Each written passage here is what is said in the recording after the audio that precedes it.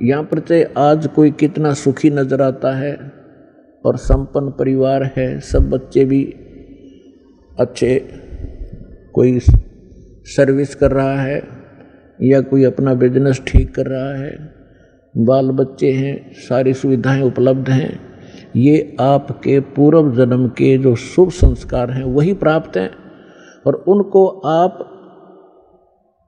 आराम से खर्च रहे हो। आपका बैंक बैलेंस है।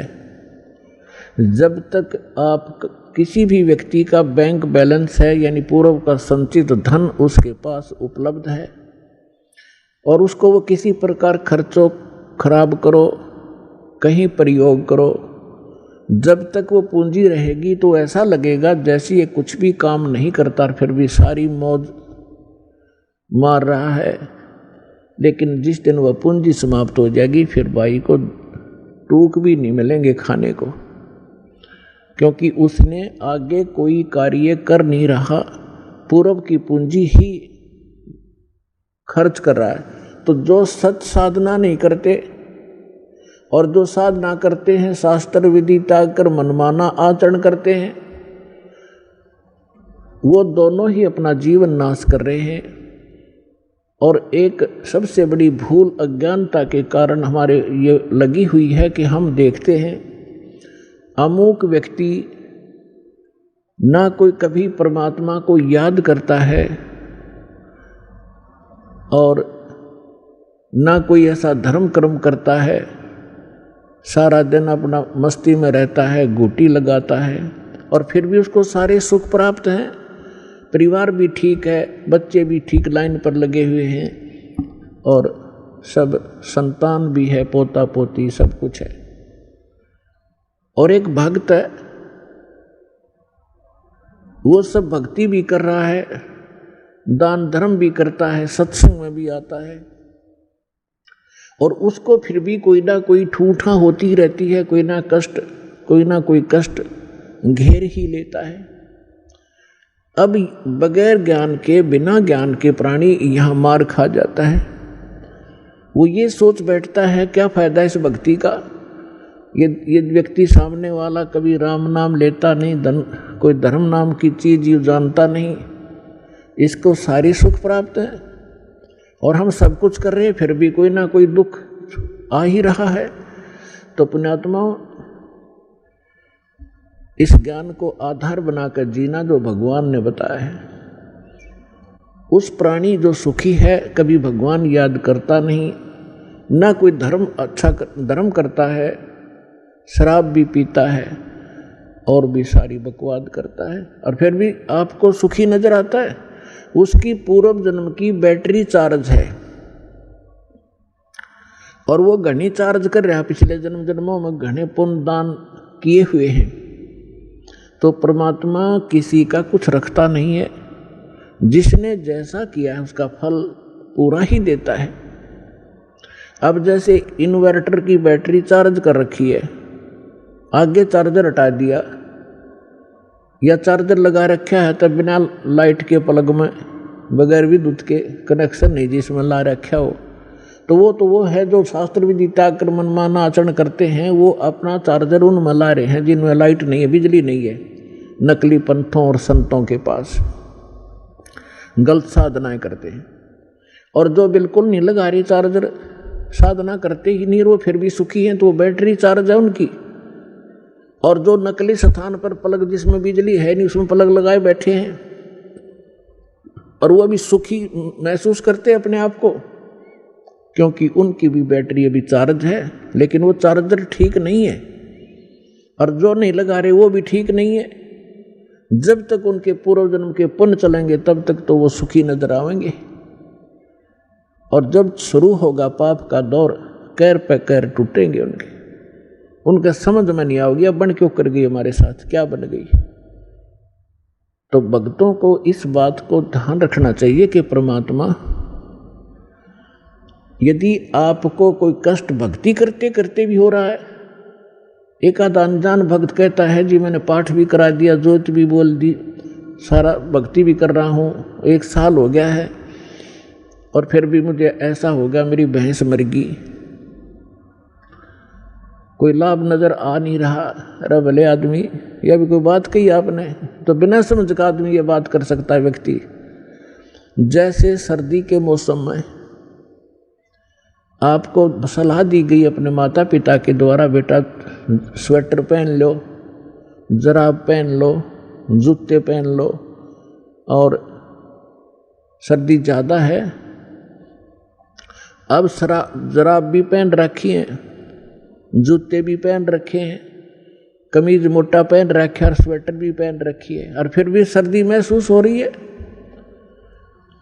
तो क्या वो बच्चा ये कहेगा कि मैंने सारा कुछ पहन रखा है फिर भी सर्दी लग रही है, इन्होंने क्या बचाव किया मेरा? अपने आत्माओं, कई भक्त अनजान कहते हैं मुझे कोई लाभ नहीं हुआ, मैं तो भक्ति ही छोड़ दूंगा। तो ये बातें इस ज्ञान को सच्चे ढंग से अच्छी तरह ना समझने के कारण ही ये मन में इस प्रकार की जो दुर्भावनाएं पैदा होती हैं। उसके लिए सत्संग ध्यान से सुनना चाहिए। अब जिस व्यक्ति ने सर्दी के सारे कपड़े पहन रखे और फिर भी सर्दी महसूस हो रही है तो वह सर्दी घनी है, और वो यूं कहे क्या फायदा है इन कपड़े के पहनने का, जर्सी पहन रहा, स्वेटर पहन रहा। तो उसका समाधान ये है कि यदि ये ना पहन रखे होते तो नमूनिया होकर मर जाता है। तो पहले इन्होंने अपने सत्र का बचाव कर रखा है आपके, लेकिन सर्दी घनी है या लगती रहेगी, हानि नहीं कर सकेगी आपको अब। और ये ना पहन रहा होता तो नमूनिया होकर मर जाता। तो पुण्यात्माओं, जो भक्ति आप कर रहे हो, साधना कर रहे हो, पुण्य करते हो, दान करते हो,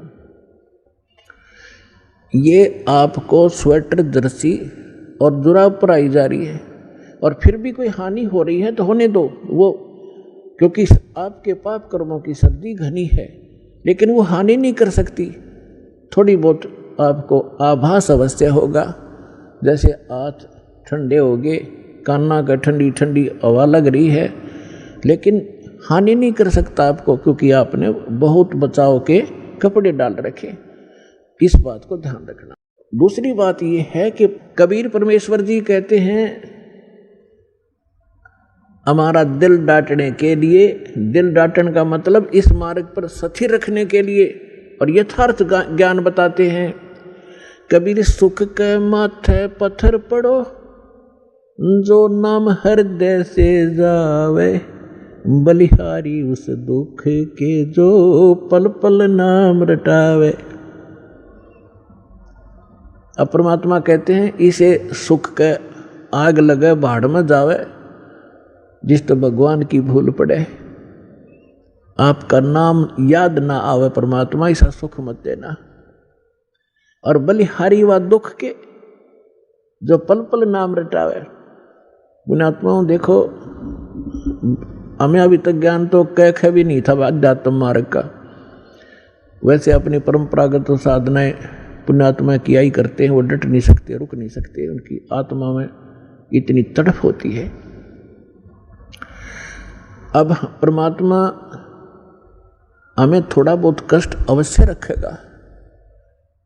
यदि आपको सर्व सुख यहाँ प्राप्त होगे तो आप वही हो जो सर्व सुख को सतलोक में ठोकर मार के आगे, और फिर कुछ दिन में यहाँ भी भूल पड़ जाएगी, सारे ठाठ हैं, कोई दिक्कत नहीं आई, और